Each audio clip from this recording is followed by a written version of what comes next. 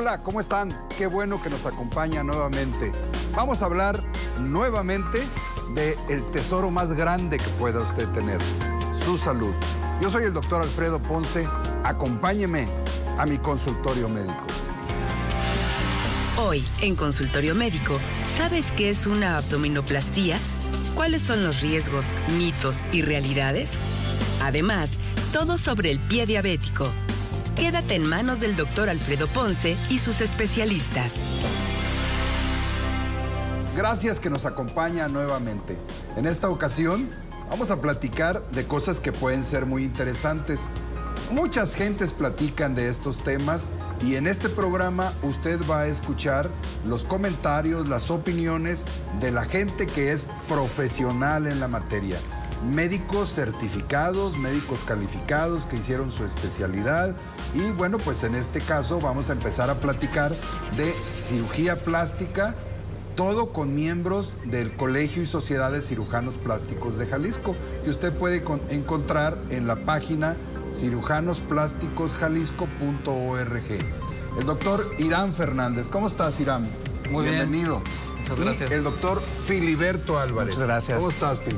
Muy bien, gracias. Qué bueno que están aquí. Bueno, pues dos médicos jóvenes, todas las credenciales avaladas, y vamos a empezar a platicar de algo que, sobre todo las señoras, aunque los hombres también lo hacen, sobre todo las señoras se hacen o tienen la intención de hacerse muy frecuentemente. Vamos a platicar, el tema de hoy es abdominoplastía. ¿Qué es la abdominoplastía, Irán? La abdominoplastía es un procedimiento en el cual se reseca parte de la flacidez abdominal que puede producirse ya sea mediante el embarazo o cuando hay subida excesiva de peso y luego pérdida excesiva de peso. Bien, en estos casos hay que decirlo muy claramente al auditorio, a toda la gente que está allá en casita, no es culpa nada más de una cuestión estética. En muchas ocasiones, Filiberto, es un asunto de los embarazos, que se aflojan los tejidos, la piel crece y no nada más hay que cortar piel en algunos casos. Sí, la abdominoplastía tiene básicamente tres objetivos. El primero es resecar el exceso de piel que hay, también el exceso de grasa que hay y los músculos que se separan con el embarazo, volverlos a unir. Generalmente esto se recomienda una vez que la paciente ya no va a tener más embarazos, porque de otra manera se hace la cirugía, presenta el embarazo y el efecto o lo que producimos con la cirugía se pierde. Entonces es importante que cuando se vaya a considerar la abdominoplastía ya no vaya a embarazarse la paciente. En el caso cuando es por pérdida de peso, que presentó obesidad y de repente bajó y tiene también flojo el abdomen, podemos tensar o no los músculos dependiendo de la situación del paciente, pero sí quitar la piel y el exceso de grasa. Bien, hay que decirlo muy claramente para toda la gente que está allá en casita. La mujer tiene su abdomen bonito, es joven, de repente pues llega el embarazo, hay un crecimiento de adentro hacia afuera, los músculos se hacen más grandes, la piel se hace más grande y bueno, después llega el bebé y esos tejidos tratan de retraerse. Normalmente en la primera ocasión se logra, pero después de la segunda ocasión no se logra muy bien y entonces es cuando empieza a ver esos acúmulos.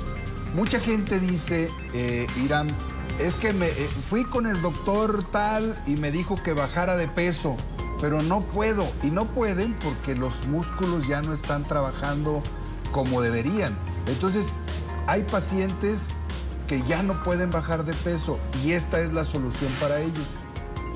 Así es, lo que nos ayuda es sobre todo cuando hay mucha piel, por ejemplo, cuando existe un mandil, que es una lonjita, esta se puede retirar con este tipo de procedimiento, cuando la paciente ya no puede bajar de peso. Así es. Bien, hay lo que decía el doctor Filiberto ahorita, se recomienda que después de esta cirugía ya no haya embarazos, pero no hay ninguna limitante para que los haya, sino que puede perder el resultado bueno, ¿es así?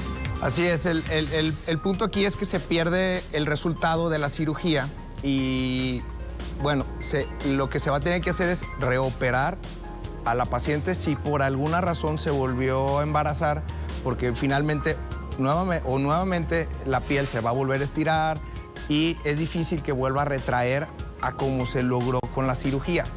Entonces ese es el punto que el paciente debe de tener en cuenta y que el médico le debe de informar al paciente cuando busque este tipo de procedimientos. Ahora, conforme nosotros vamos envejeciendo, es más difícil bajar de peso. Cada vez que nosotros cumplimos más años, nos cuesta más trabajo bajar de peso. Entonces, la abdominoplastía también la complementamos con un procedimiento que se llama liposucción, que en algún programa de aquí con usted, doctor, se tocó ese tema. Entonces, se combina la liposucción para sacar la grasa de la parte lateral y de la espalda, junto con la abdominoplastía, se contorna todo el abdomen, se estira, se logra una cintura y se logra una mejor definición de los glúteos. Entonces es un procedimiento que se complementa la liposucción con la abdominoplastía en la actualidad. Es raro que se haga la abdominoplastía de forma aislada. Hay pacientes que aparte tienen hernias en el abdomen, ¿sí? ¿Se pueden operar también estas pacientes? Sí, se pueden operar y en el mismo procedimiento se puede reparar la hernia. ¿Y eso lo puede reparar el cirujano plástico o lo tiene que reparar alguien más? Por lo general es un procedimiento que hace el cirujano general, pero nosotros estamos entrenados. Antes de ser cirujanos plásticos, fuimos cirujanos generales, entonces es un procedimiento que podemos realizar. Hay que decirlo, para que alguien pueda pasar todas sus certificaciones como cirujano plástico, antes tiene que hacer la especialidad de cirugía general, que son 3 o 4 años dependiendo de los programas, y después hacer cirugía plástica en un hospital, porque no es tan fácil como tomar un cursito de internet o como ir una vez al mes o los sábados ir a una clasecita. Es importante que los médicos, los especialistas se formen en hospitales. ¿Cuáles son las complicaciones que puede tener una abdominoplastía? La abdominoplastía es una cirugía segura si antes de la cirugía se analizan los factores de riesgo que pudiera tener el paciente. Existen complicaciones locales o leves y complicaciones graves o severas.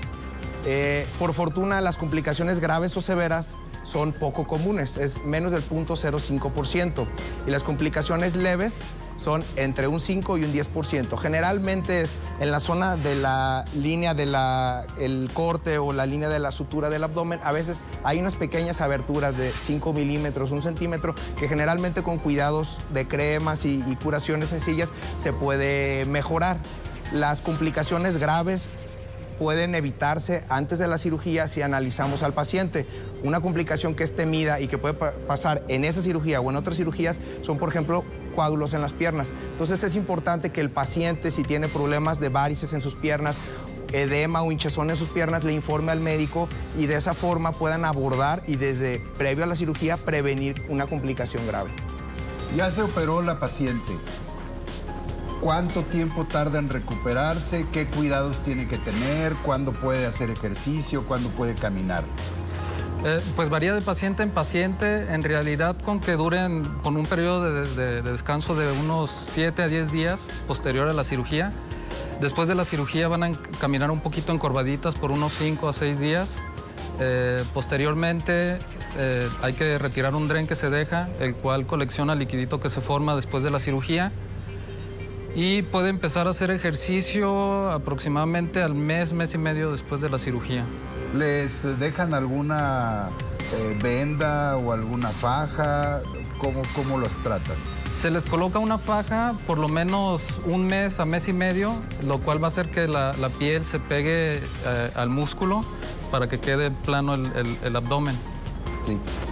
¿Qué les recomiendas tú a los pacientes que no deben de hacer durante ese tiempo que está la convalecencia? Bueno, algo que es muy importante es en los pacientes fumadores. Los pacientes fumadores antes de la cirugía deben de dejar por completo de hacerlo 6 semanas antes y después de la cirugía 6 semanas después. ¿Por qué?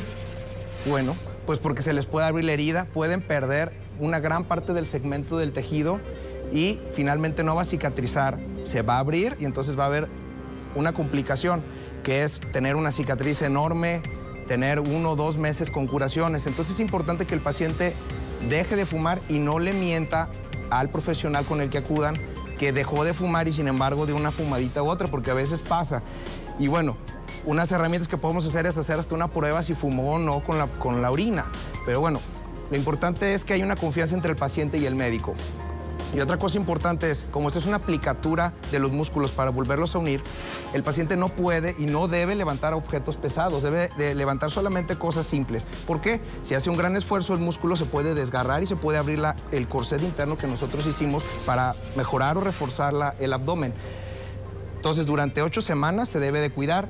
Es un reposo relativo, puede hacer sus actividades sencillas en casa, pero no andar para arriba y para abajo o hacer actividad física importante. ¿Les pones algunas medias especiales o algo? Sí, se deben de poner unas medias en las piernas antes de la cirugía y en los primeros 15 días después de la cirugía.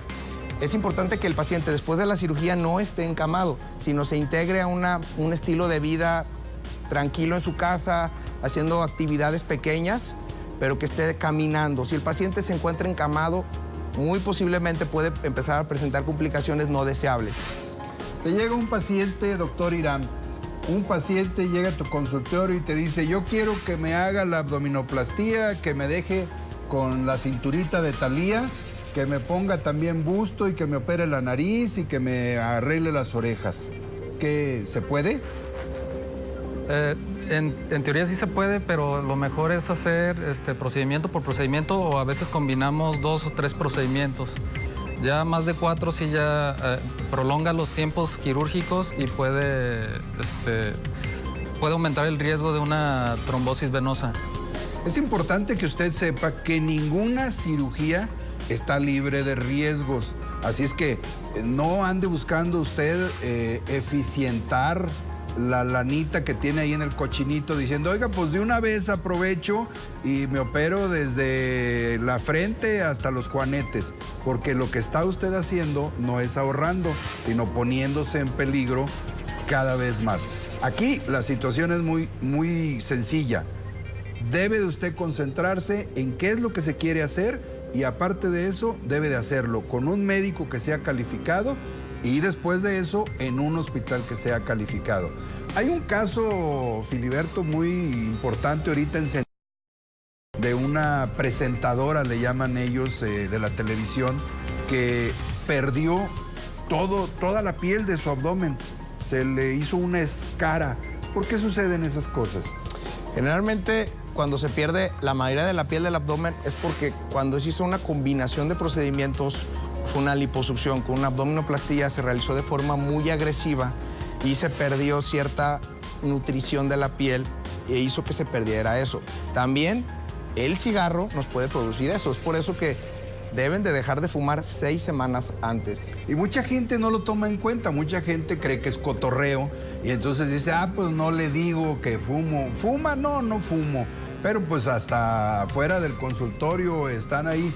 Es muy importante que la gente sepa que hay condiciones como el fumar que es en contra. Las otras condiciones que son tener otras enfermedades, tener, por ejemplo, diabetes. ¿Qué otras cosas son importantes que los pacientes tienen que decir? Pues al revisar al paciente ver que tampoco no traiga una infección de vía aérea superior, ya que el toser, la acción del toser sí nos afecta sobre todo en la musculatura que vamos a cerrar. Le va a provocar dolor, va a provocar molestias y puede provocar también desgarre del propio músculo. Bien, pues mire, ya tiene usted ahí un panorama muy claro. La abdominoplastía le puede devolver a usted su figura, usted señora que tuvo 2, 3, 4, bueno, a mí me ha tocado ver gente que ha tenido 9 embarazos, le puede devolver su figura en el centro de su cuerpo, en el abdomen específicamente, pero es importante que lo haga con un médico calificado y vamos a seguir platicando de este tema que se llama abdominoplastía. Después de un corte, seguimos con cosas muy interesantes en su consultorio médico.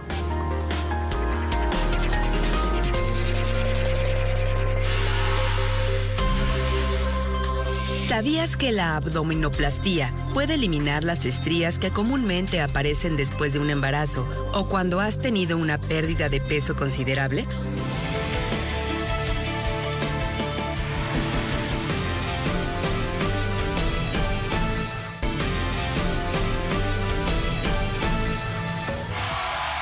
Ya estamos aquí de regreso en su consultorio médico. Gracias que sigue con nosotros, con el doctor Irán Fernández, el doctor Filiberto Álvarez. Estamos hablando del contorno corporal. La cirugía quizá que más piden las señoras, que es la abdominoplastía. Doctor Filiberto Álvarez, hay diferentes tipos de abdominoplastía, porque hay pacientes que les sobra piel, pero no les sobra como para cortarle tanto, y hay algunas a las que hay que darle toda la vuelta. Platícanos de qué diferentes modalidades hay. Claro que sí. La abdominoplastía, la tradicional, es el corte en la parte inferior, cerca del genital, en forma horizontal.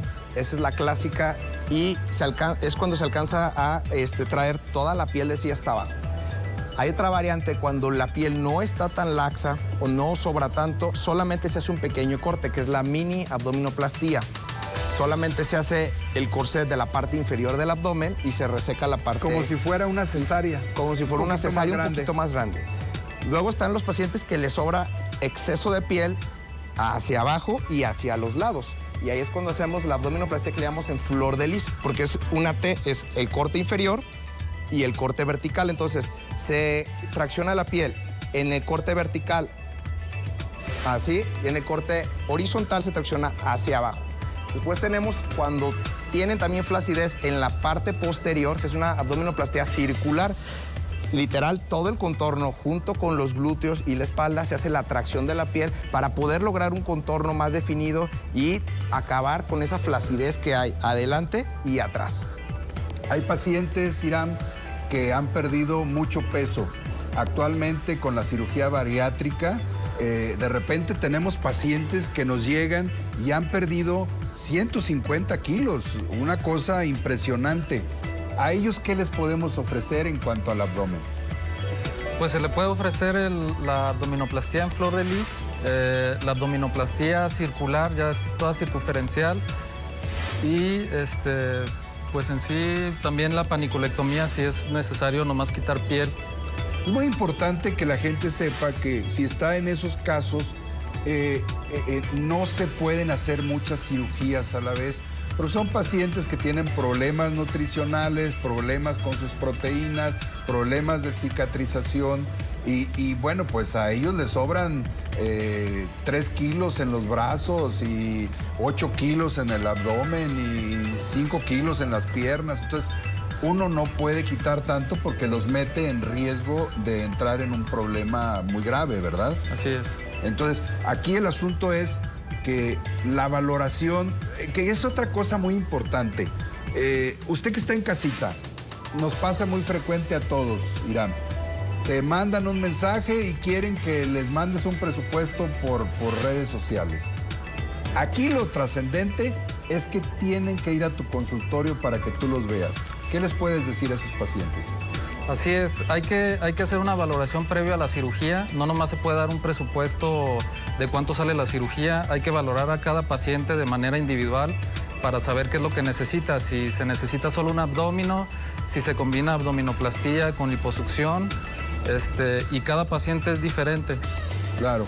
Es muy importante que usted puede tener contacto con nosotros. Hay una página de internet de los cirujanos plásticos de Jalisco, que es cirujanosplásticosjalisco.org, y ahí puede usted mandarnos todas sus comentarios, sus dudas, y también vamos a partir de los próximos programas, dentro de 2 programas, vamos a empezar ya a organizar un apoyo a la sociedad por parte del Colegio de Cirujanos Plásticos de Jalisco para apoyar primeramente a pacientes que fueron operadas de cáncer de mama, que se les resecó su busto y para reconstruirlas. Así es que no pierda el contacto con nosotros porque a final de cuentas no solamente es la información, sino que los médicos certificados de Jalisco quieren apoyar a la sociedad.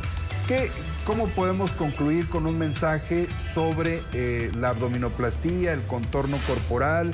La gente se queja, por ejemplo, de los ombligos, de ese tipo de cosas. ¿Tienes que quitarle el ombligo? ¿Le haces uno nuevo? ¿Cómo lo haces? Bueno, como conclusión, la abdominoplastía es un procedimiento muy seguro siempre y cuando el procedimiento se haga con un cirujano plástico certificado y haga una valoración preoperatoria de lo que requiere el paciente, que sea individualizada, y en base a sus estudios poder delimitar qué tan extensa se puede hacer la cirugía. ¿Para qué? Para que sea una cirugía segura, el paciente se vaya bien a su casa y esté contento. ¿Por qué? Porque esto no es una cirugía por enfermedad, esto es una cirugía por motivos estéticos, por verse bien. Entonces no tiene por qué tener problemas el paciente después de la cirugía. Tiene que salir mejor que como estaba. Entonces, acudan con un cirujano plástico certificado, ellos les van a dar una valoración adecuada, y una queja común es el ombligo. Los ombligos botados después del embarazo, se hace una pequeña hernia o se hace también por cesárea. Eso nosotros lo podemos reparar de forma muy fácil durante la abdominoplastía para que se vea un ombligo natural y se vea un abdomen o un vientre plano. Así es. Bien, la gente quiere saber, a final de cuentas, quién es el candidato y qué problemas puede tener con estas cirugías. ¿Se recomienda esta cirugía? ¿No se recomienda? ¿Quién la puede hacer? Dales un mensaje final, Iram, sobre los pacientes que quieren hacer esta cirugía y no saben cómo empezar, cómo dar el primer paso. Pues el primer paso es ir con un cirujano plástico certificado. Aquí en Jalisco somos muy buenos cirujanos plásticos. Hay que valorar a cada paciente. Las pacientes por lo general ya deben de estar están en una edad reproductiva, pero ya no van a tener hijos, para que tengan un mejor resultado, para que no se nos afecte la cirugía posterior a si se vuelve a embarazar. Y pues acudir con... Claro. Puede usted consultar en la página de cirujanosplásticosjalisco.org y ahí está el listado de cirujanos plásticos y puede hacer un clic ahí, ve ahí al doctor Iram, ahí todo elegante, entonces le hace un clic y ahí le aparece su dirección, su teléfono y le puede llamar. Aquí lo importante es que usted sepa que esto es una cirugía que tiene que ser segura, no tiene por qué usted andar ahí buscando una oferta. Así es que vamos a seguir platicando de muchas cosas. Mándenos sus dudas, sus comentarios aquí en las páginas que le aparecen en la pantalla y les vamos a contestar por vía internet o les vamos a contestar aquí mismo en el programa. Vamos a seguir con más asuntos interesantes sobre su salud en su consultorio médico. Vamos a ir a un corte comercial. Regresamos rápido, no se vaya. Las personas que van a someterse a una abdominoplastía, es importante seguir las siguientes recomendaciones. Evitar el tabaco. Este puede traer problemas de sanación lenta. Intentar mantenerte en un peso estable los 6 meses antes del procedimiento.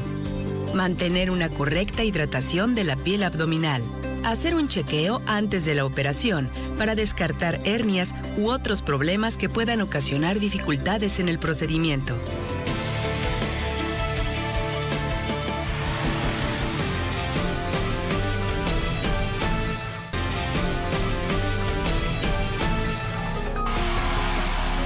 Ya estamos aquí de regreso, gracias que sigue con nosotros aquí en su consultorio médico. Vamos a tratar otro tema muy interesante con la doctora Vanessa Rubio. ¿Cómo estás, doctora? Muy bien, gracias. Qué bueno, bienvenida a este consultorio médico donde nos están viendo muchos miles de personas que tenemos el agrado de comentarles que nos han estado contactando, incluso de Estados Unidos, que han estado viendo el programa. Así es que esto va a ser muy interesante porque vamos a hablar de un tema con la doctora. La doctora es cirujano cardiotorácico, es decir, corazón, tórax, y también es cirujano vascular.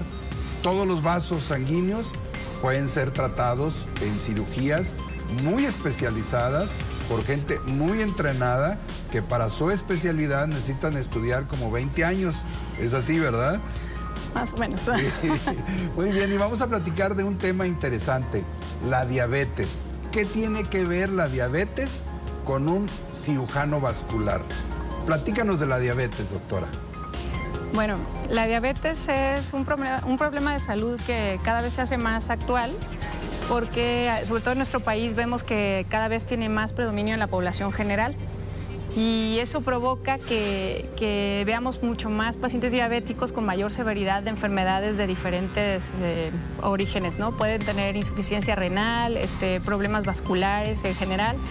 Y a nivel vascular tiene su importancia porque el paciente diabético tiene hasta 5 veces más riesgo de presentar enfermedad de la circulación que un paciente que no tiene diabetes.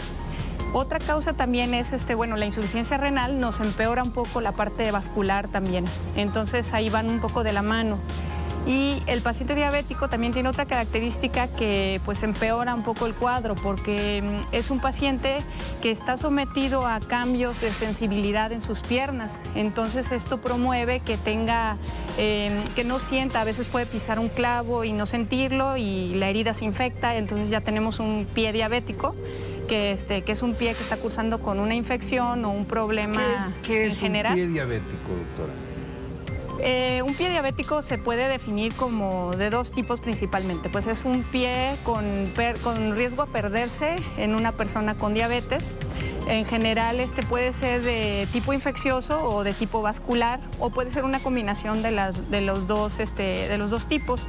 Una persona que tenga enfermedad de la circulación, que no le llegue suficiente sangre y al mismo tiempo también tener pues una infección, ¿no? Entonces ahí están las 2 cosas combinadas. El pie diabético tiene mucho riesgo de sufrir una amputación. En el paciente que tiene nada más una lesión infecciosa, muchas veces el origen es porque empieza a deformarse el arco natural del pie. Entonces el pie empieza a apoyar de diferentes maneras y las zonas de apoyo empiezan a rozarse y se forman unos callos que se abren y esas son puerta de entrada para que se infecte el pie. Entonces la infección generalmente corre rapidísimo y es muy difícil controlarla si no tiene atención inmediata. Se expande muy rápido y hay un riesgo muy alto de pérdida de la extremidad. Cuando hay un problema vascular en el paciente diabético muchas veces empieza de otra manera, muchas veces empieza como a ponerse negro alguno de los pequeños dedos del pie o alguna zona del pie empieza a ponerse negrita o hace una úlcera que no cierra, que es una herida que ya tiene mucho tiempo sin cerrar y esa va creciendo. A veces pues se hacen amputaciones del dedo si es que está negrito y eso hace que crezca más. Entonces realmente el tratamiento no es quitar lo negro, sino tratar de llevar sangre al pie para que se busque una cicatrización más efectiva. Cuando hay la combinación de las 2 cosas, pues primero debe de darse también un manejo con antibióticos muy fuerte a nivel hospital con el paciente internado y aparte también pues buscar resolver la parte de la circulación llevando más sangre a la pierna y de esa manera pues se trata de buscar salvar las piernas, ¿no?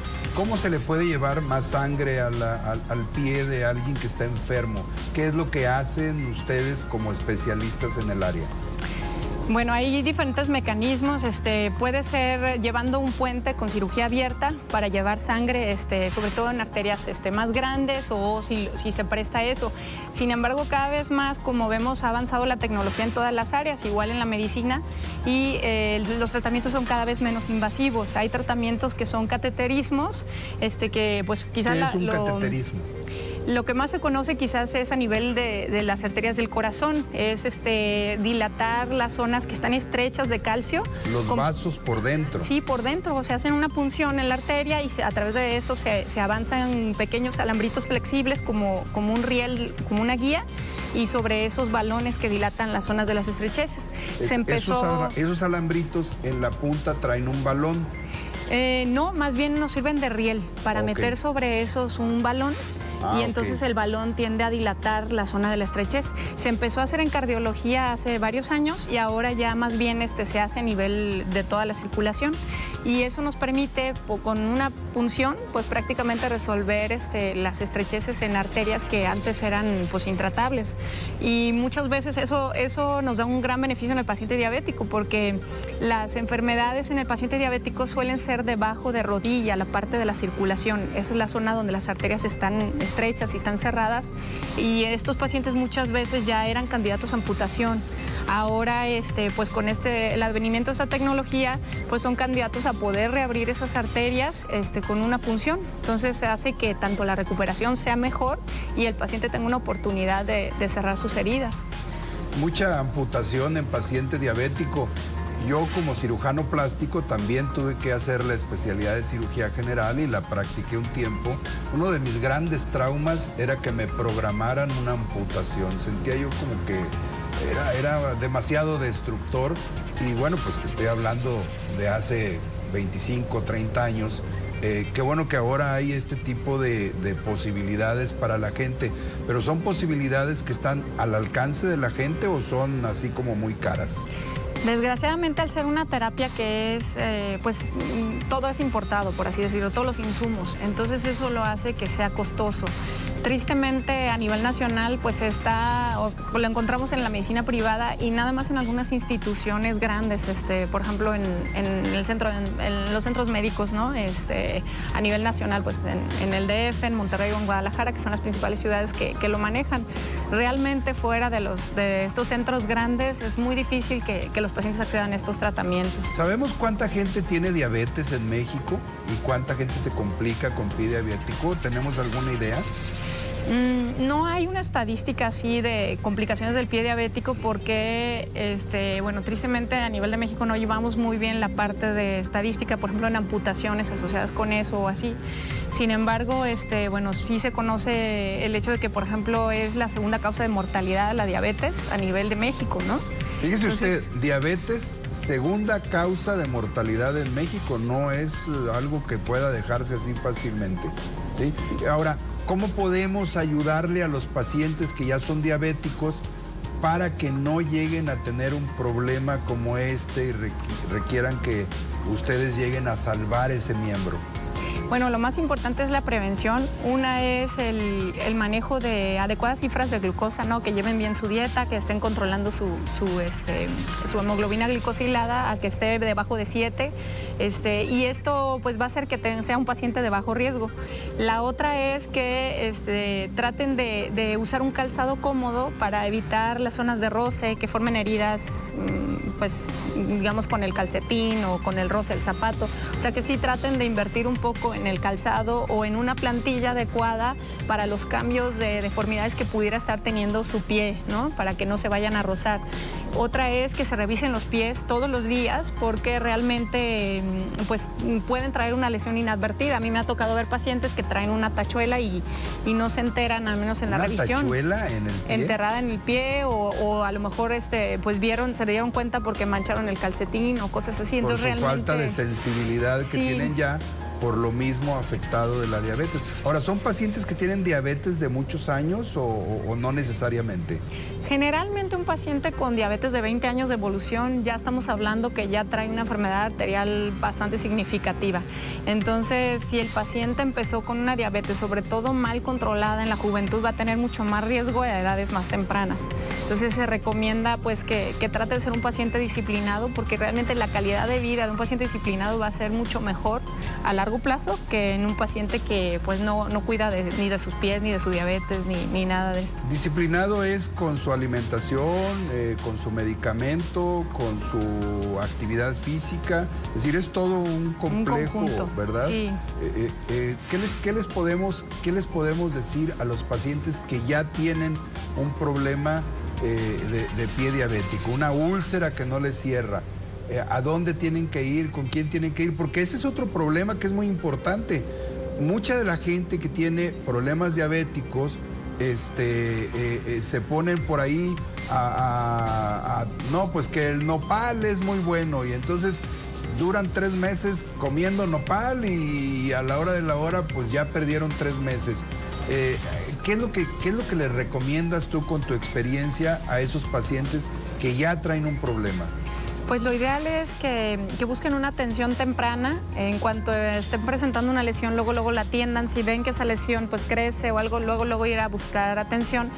Idealmente es pues que tengan una valoración por el cirujano vascular. Yo sé que a nivel institucional pues eso puede tardar tiempo, sin embargo pues al menos una valoración médica de la situación, que ya pudieran empezar con un control de antibióticos o curaciones en caso de requerirlo y eventualmente pues la valoración por el angiólogo, porque es muy válido que alguien pueda empezar con una lesión que a la larga pueda complicarse si la circulación que está llegando no es suficiente para cerrar la herida y el pie está demandando más sangre y no se la podemos mandar, pues entonces la herida va a empezar a crecer. Es importantísimo este tema de la diabetes y tiene muchas aristas, porque de diabetes podemos hablar con un oftalmólogo, podemos hablar con un endocrinólogo, podemos hablar con un cirujano vascular, con un nutriólogo, hay mucha gente que está involucrada con el problema de la diabetes. ¿A estos pacientes ustedes trabajan en algún grupo interdisciplinario o no existe eso en México? Hay algunos grupos que ven la diabetes, pero prácticamente diferentes aspectos de ella. Realmente, así como un centro que englobe todas las especialidades, pues yo no lo conozco aquí. Sin embargo, sí se solicitan interconsultas a nivel laboral. Yo trabajo en un centro que es Centro de Terapia Endovascular, se llama CETEN, y ahí está compuesto por cardiólogos y cirujanos vasculares. Entonces allí vemos pues la parte de hemodinámica y todo esto, y siempre tenemos apoyo de nefrólogos, endocrinólogos en general para esa parte. También médico de rehabilitación para que el paciente posteriormente continúe con su terapia de... Generalmente a ustedes les llegan ya los pacientes complicados, ya se los manda a alguien que ya está... pues que está viendo a los pacientes y les dice, pues ya aquí yo ya no pude, se los manda a ustedes, ¿no?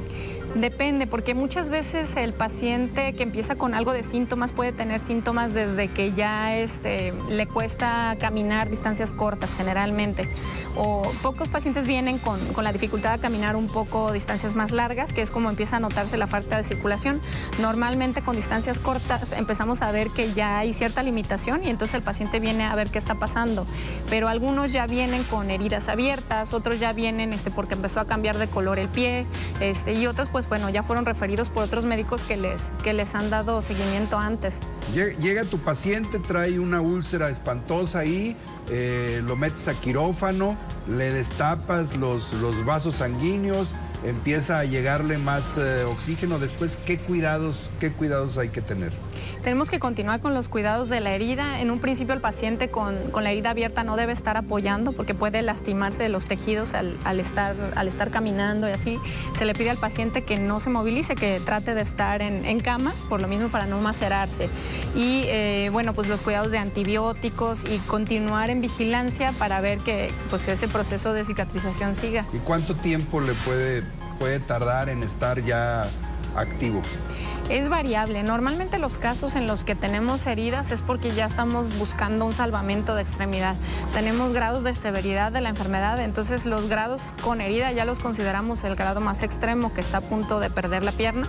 Entonces esos casos, la intervención en esa situación se considera de salvamento.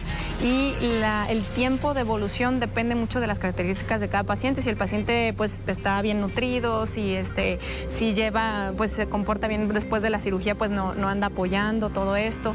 También de las condiciones de los tejidos, no es lo mismo un paciente joven que un paciente mayor. Entonces todo esto lo puede hacer variable, y la cantidad de tejido que haya perdido antes de la intervención.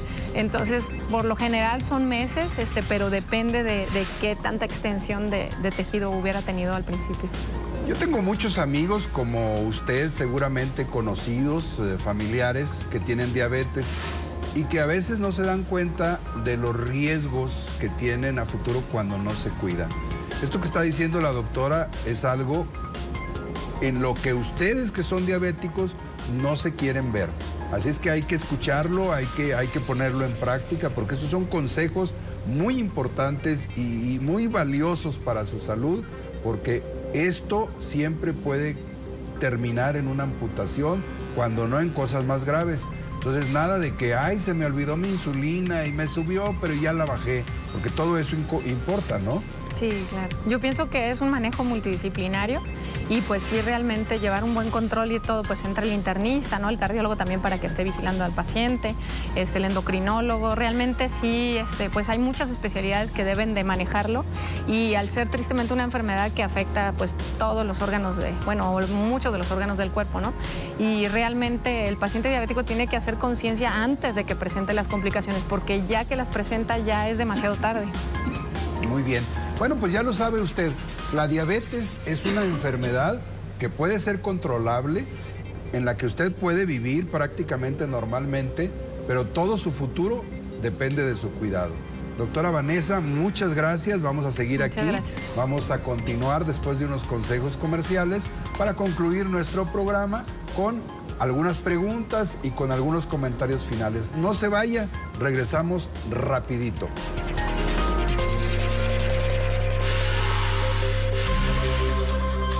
¿Sabías que el pie del diabético debe considerarse un pie de riesgo, ya que es más susceptible de padecer determinados tipos de lesiones, ya sean intrínsecas o extrínsecas?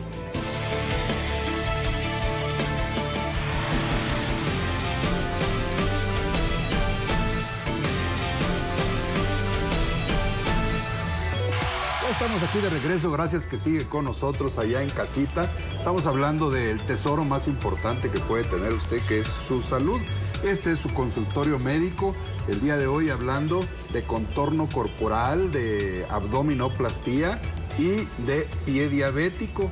Entonces estamos en temas que son muy trascendentes y tenemos algunas preguntas que nos llegan del público a través de la página de Facebook Consultorio Médico TV.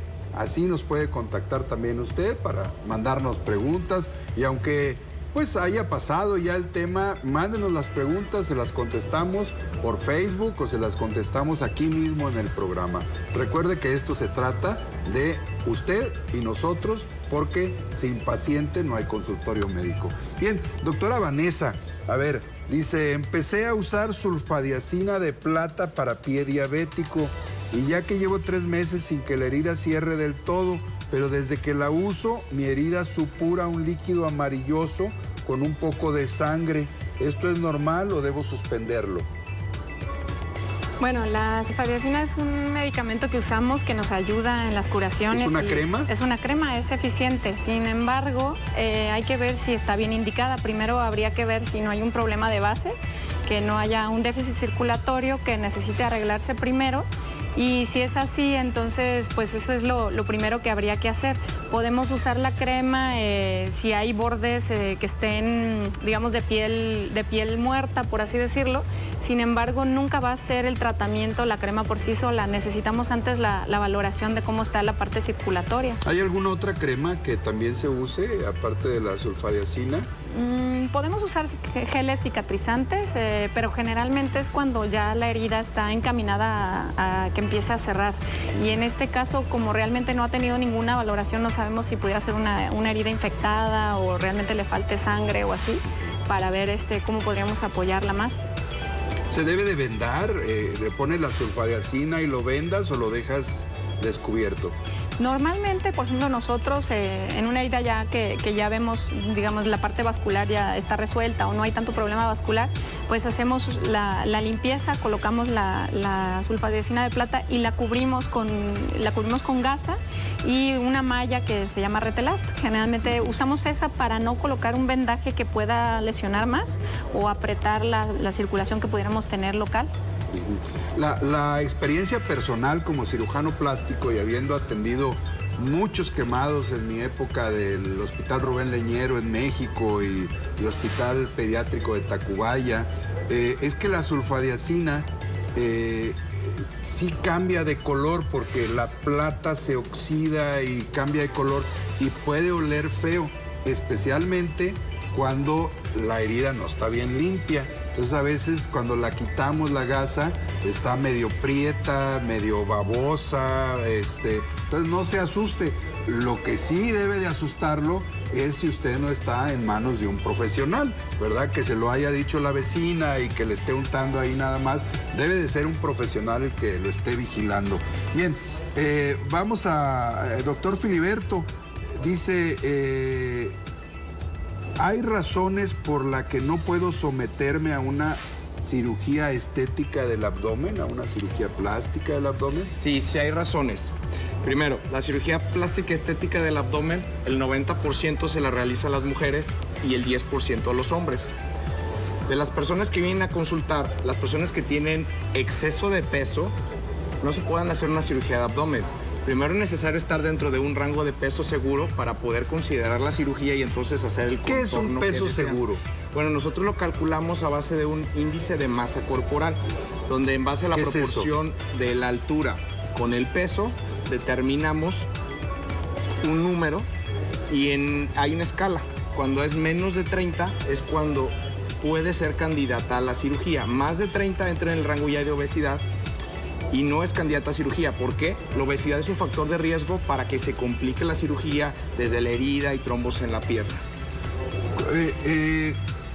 Me hice una cirugía de abdomen, doctor Irán, y tengo 3 semanas y me sigue saliendo un liquidito que me dicen que no es pus, que es como un líquido transparente, pero me sigue saliendo. Me dicen que es un seroma. ¿Qué debo de hacer? Pues hay medicamentos que disminuyen la formación de seroma. Hay que tener la faja bien puesta, bien colocada, que esté bien apretada para que no quede el espacio muerto, para que no se produzca más líquido. Esa paciente debió haber durado por lo menos 10 días a 2 semanas con el dren para que estuviera drenando el líquido. Hay ciertos parámetros que nos llevan a ver cuánto líquido se está drenando por día para saber cuándo ya podemos quitar el dren. A ver, doctora Vanessa, dice, ¿qué hago si tengo cansancio en las piernas por estar mucho tiempo parado? Lo que ocurre es que siento las piernas cansadas solo si estoy parado mucho tiempo. Puedo caminar sin problemas y no cansarme. Sin embargo, si estoy en el transporte público parado, al bajarme, las piernas se debilitan unos segundos. ¿Qué pasa aquí? Bueno, eso se asocia más con un problema de la circulación venosa. Lo que mencionábamos hace rato se asocia con la parte de la circulación que lleva la sangre, que es la arterial, y la venosa es la que la regresa. Entonces, la parte de la circulación venosa se encarga prácticamente de regresar la sangre al corazón cuando tenemos un problema de que tenemos varices o insuficiencia venosa. Pues vamos a tener mayor estasis o estancamiento de sangre en las piernas y esto da pesadez y dolor de piernas cuando estamos en una posición por periodos prolongados mucho tiempo. ¿Y también con se las les piernas pueden abajo. hacer úlceras a estas personas? Con mucho tiempo de evolución puede haber úlceras y también en pacientes que tuvieron alguna lesión de su circulación venosa. Pero eso más bien es a lo que se refiere y en esos casos pues el movimiento ayuda el uso de una media de compresión, bajar de peso y levantar las piernas. Bien, entonces son 2 condiciones diferentes. Una condición es el problema de la diabetes, donde tiene usted un problema en la arteria. Y otra condición es el problema cuando tiene usted el defecto en las venas, ¿sí? Y ahí esto también le trae este tipo de problemas. ¿Estoy en lo correcto? Sí. Bien. ¿Qué le recomendamos a esta persona cuando llegue a su casa? ¿Levantar los pies o Sí. qué tiene que hacer? Es recomendable levantar la base de la cama donde duerme, levantar los pies en el sillón o algo, que la rodilla no quede colgando para que no se lastime. Pero sí, pues eso, y también un estilo de vida saludable, que al final pues es lo que va a prevenir muchos problemas, que es mantener un peso saludable, hacer un ejercicio regular. ¿Caminar sirve? Caminar sirve, es muy buen ejercicio. De hecho, el único ejercicio que no ayuda mucho a la parte venosa es levantar pesas con mucho peso. O sea, ya no voy a ir al gimnasio, ¿sí? Y lo demás es usar un calcetín o una media de compresión y eso ayuda a que tampoco tengamos mucho dolor. Qué interesante. Las medias, los calcetines, ¿hasta dónde deben de llegar? Porque hay unos que llegan ahí al tobillo, otro un poquito más arriba. ¿Hasta dónde deben de llegar? Pues una media completa es la que más porcentaje de la pierna va a cubrir, que es la pantimedia. Sin embargo, hay pacientes que no tienen tanto grado de enfermedad, que su mayor problema está por debajo de rodilla, que es suficiente de una media así. Sin embargo, eso pues lo dice una valoración también con cirugía vascular, con un ultrasonido para ver realmente dónde están los principales problemas y cuál es la media que más beneficio va a dar. ¿Cuántas son las horas que más has tardado operando? Pues yo pienso que como 8. Sí, Como 8 horas. Les cuento esto porque a mí me pasó que estuve también alguna vez como 14 horas operando un paciente que traía como 100 machetazos y al día siguiente no podía caminar. Es impresionante cómo uno como cirujano al estar parado, como el peluquero, como el soldado, tiene muchos problemas por estas cuestiones venosas. Pero ya platicaremos de cuestiones venosas, de infartos, de cirugía de tórax, de muchas cosas con este grupo impresionante de cirujanos vasculares y cardiólogos, que es un grupo que se llama CETEN, ¿verdad? ¿Quiere decir qué? Centro de Terapia Endovascular. Centro de Terapia Endovascular. Un saludo a todos. Y bueno, pues por hoy el tiempo se nos está terminando. Le doy las gracias nuevamente por estar con nosotros en este su programa. Consultorio Médico es para ti, es para tu salud y qué bueno que nos acompañas. Recuerda que en el Facebook estamos como Consultorio Médico TV, estamos también cirujanosplásticosjalisco.org y la doctora Vanessa con todo el grupo STEN, aparece aquí sus datos en la pantalla. Acompáñenos en una nueva emisión la próxima semana. Por lo pronto es todo. Muchas gracias. Irán, Filiberto, doctora Vanessa. Pues estaremos aquí. Por lo pronto nos despedimos. Hasta siempre y por ahí nos veremos.